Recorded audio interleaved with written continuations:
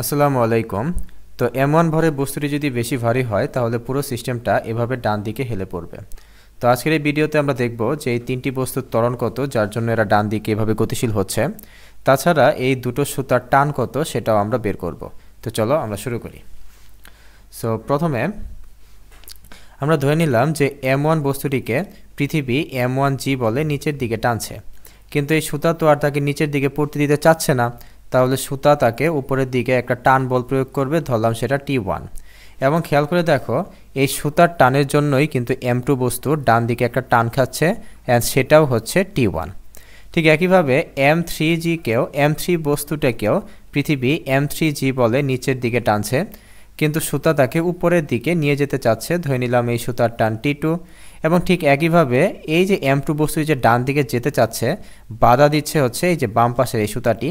So এই সুতার টান হচ্ছে T2, যা কিনা M2 বস্তুটিকে ডান পাশে যেতে বাধা দিচ্ছে। যাই হোক, যেহেতু T1 বড় তাই বস্তুটি ডান দিকে যাচ্ছে, বস্তুটি ডান দিকে যাচ্ছে, বাট T2 হালকা হলেও একটু বাধা দিচ্ছে। তোমাদের মনে হতে পারে যে M2 ভরের বস্তুরও তো এরকম একটা ওজন আছে, সেটা হচ্ছে M2G, বাট এই M2G ত্বরণ সৃষ্টিতে কোনো ইফেক্ট রাখবে না। তার কারণ হচ্ছে এই যে এই নীল কালারের যে ভূমি দেখতে পাচ্ছ বা টেবিল যাই বলো, সে M2 বস্তুকে উপরের দিকে একটা R বল প্রয়োগ করছে। তো R এবং M2G একে অপরকে ক্যান্সেল করে ফেলেছে, তাই এই বস্তুগুলো ত্বরণ সৃষ্টিতে কোনো ভূমিকা রাখতে পারবে না। এখন একটু ত্বরণের কথা চিন্তা করি। খেয়াল করে দেখো, যদি আমি ধরে নেই যে ডান পাশের এই বস্তুটা বেশি ভারী, তাহলে এর ত্বরণ হবে নিচের দিকে। আর পুরো সিস্টেম যদি এভাবে ডান দিকে পড়া শুরু করে, তাহলে খেয়াল করে দেখো M2 ভরের বস্তুটার ত্বরণও হবে হচ্ছে ডান দিকে, এবং M3 ভরের বস্তুর ত্বরণ হবে হচ্ছে উপরের দিকে, কারণ পুরো সিস্টেমই এভাবে ডান দিকে গতিশীল হচ্ছে, তাই না? তার কারণ এই ত্বরণগুলোর জন্যই কিন্তু গতিশীল হচ্ছে। ওকে, সো এখন আমরা যে কাজটা করব, আমরা একটা ফর্মুলা অ্যাপ্লাই করব নিউটনের দ্বিতীয় সূত্রের, F = ma বা ma = F। বাট তোমাদের মাথায় রাখতে হবে যে এই ফর্মুলা কিন্তু এই যে এখানে যে F আছে, এটা কিন্তু লব্ধি বল, ঠিক আছে? অর্থাৎ ত্বরণ সৃষ্টি হচ্ছে একটা বস্তুর উপরে যত বল প্রয়োগ করা হয়েছে সবগুলো বলকে যদি আমরা যোগ করি তার জন্য, অর্থাৎ লব্ধির জন্য। আচ্ছা, একটা উদাহরণ দিলেই বুঝতে পারবে। ধরে নাও আমি M1 ভরের বস্তুর জন্য লিখলাম M1 × A। এখন খেয়াল করে দেখো যে এই যে ত্বরণ সৃষ্টিতে সাহায্য করছে কি M1G না? তাহলে আমরা লিখব হচ্ছে +M1G। এখন এই ত্বরণ সৃষ্টিতে বাধা দিচ্ছে কে? এই যে T1, কারণ ত্বরণ নিচের দিকে, T1 হচ্ছে তার বিপরীত দিকে, তাহলে -T1। ওকে, সো এটাকে আমি 1 নং দিয়ে রাখলাম। আচ্ছা, যারা এটা বুঝোনি তারা এই যে 2 নং বস্তুর দিকে একটু খেয়াল করো। 2 নং বস্তুর ত্বরণ হচ্ছে ডান দিকে, তাহলে M2A। ওকে, দেখো ত্বরণ যেই দিকে T1ও সেই দিকে, অর্থাৎ ত্বরণ সৃষ্টিতে সাহায্য করছে T1, তাই +T1। এবং দেখো ত্বরণ সৃষ্টিতে বাধা দিচ্ছে T2, সো -T2। তো এটা আমাদের 2 নং ইকুয়েশন। ঠিক একইভাবে আমরা দেখো M3 বস্তুর উপরে একটু অ্যাপ্লাই করি। M3 বস্তুর ত্বরণ হচ্ছে উপরের দিকে, তাহলে M3A। দেখো ত্বরণ সৃষ্টিতে সাহায্য করছে কে? ত্বরণ উপরের দিকে, T2ও কিন্তু উপরের দিকে, তাই না? তাহলে +T2। এবং ত্বরণ উপরের দিকে, M3G নিচে প্রযুক্ত হয়ে বাধা দিচ্ছে ত্বরণকে, তাই -M3G। ওকে, সো এভাবে আমি 3টা ইকুয়েশন পেয়ে গেলাম। এখন তুমি যদি 3টা ইকুয়েশন যোগ করে দাও তাহলে তুমি দেখবে কি হয়। তুমি দেখবে যোগ করার সময় এই যে -T1 আর +T1 কাটা, তারপরে এই যে -T2 আর +T2 কাটা, ঠিক আছে? তাহলে M1A + M2A + M3A।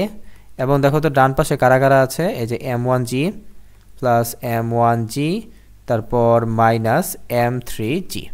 সো এভাবে আমি দেখো ত্বরণ পেয়ে গেছি। আমি জাস্ট কী করবো, এখন এই যে ত্বরণগুলোকে কমন নিব, কমন নিয়ে এই ভরগুলোকে ডান পাশে পাঠিয়ে দিব।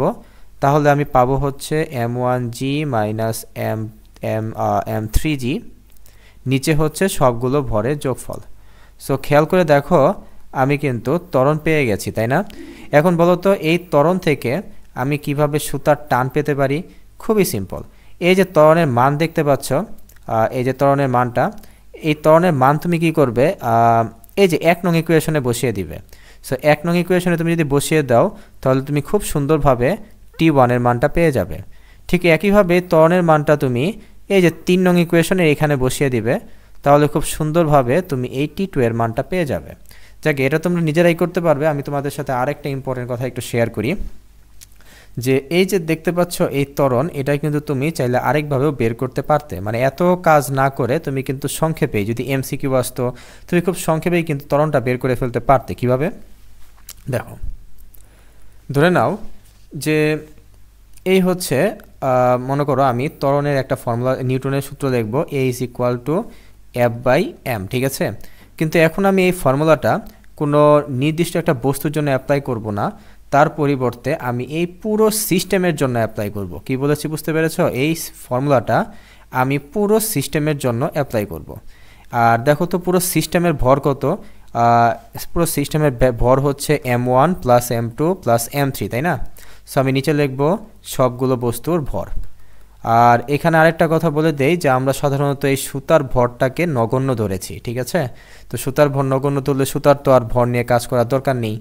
আর দ্বিতীয় কথা, খেয়াল করে দেখো ত্বরণ সৃষ্টিতে সাহায্য করছে m1g, তাই এখানে তুমি লিখবে হচ্ছে প্লাস m1g। ত্বরণ সৃষ্টিতে দেখো ত্বরণ উপরের দিকে, m3g নিচের দিকে, তার মানে m3g বাধা দেওয়ার জন্য মাইনাস m3g। এখন খেয়াল করে দেখো এই সুতার টানগুলো কিন্তু তুমি না লিখলেও কোনো সমস্যা নেই, কারণ সুতার টানগুলো হচ্ছে সব অভ্যন্তরীণ ফোর্স। এই অভ্যন্তরীণ ফোর্সগুলো বা সিস্টেমের ভেতরকার যে ফোর্সগুলো আছে তারা কিন্তু ত্বরণ সৃষ্টি করতে কোনো সাহায্য করে না। আর তোমার যদি ইচ্ছা হয় যে হ্যাঁ আমি লিখবো, তাও কোনো সমস্যা নাই, তুমি দেখতে পারো কি হয়। চলো দেখি, তোমার যদি ইচ্ছা হয় যে সুতার টানগুলোকেও আমি লিখবো, চলো দেখি কি হয়। দেখো ত্বরণ নিচের দিকে, T1 বিপরীত দিকে, তাহলে মাইনাস T1।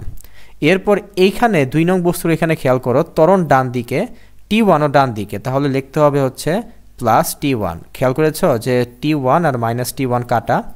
ঠিক একইভাবে তুমি যদি এই যে M3 বস্তুর উপরে অ্যাপ্লাই করো, দেখো ত্বরণ উপরের দিকে, T2 উপরের দিকে, তাহলে প্লাস T2। আর খেয়াল করে দেখো 2 নং বস্তুর উপরে যে ত্বরণ হচ্ছে ডান দিকে আর T2 হচ্ছে বিপরীত দিকে, তাহলে মাইনাস T2। সো খেয়াল করে দেখো প্লাস T2 মাইনাস T2 কাটা। সো অভ্যন্তরীণ ফোর্স বা সুতার টানগুলো আসলে কোনোভাবেই ত্বরণ সৃষ্টিতে সাহায্য করছে না। ত্বরণ সৃষ্টিতে সাহায্য করছে বাইরে থেকে পৃথিবী যেই বলে টানাটানি করছে সেই বলগুলো, ঠিক আছে। সেইভাবে তুমি খুব সহজেই এই ফর্মুলাটা বানিয়ে ফেলতে পারবে। সো আজকের ভিডিও এই পর্যন্তই।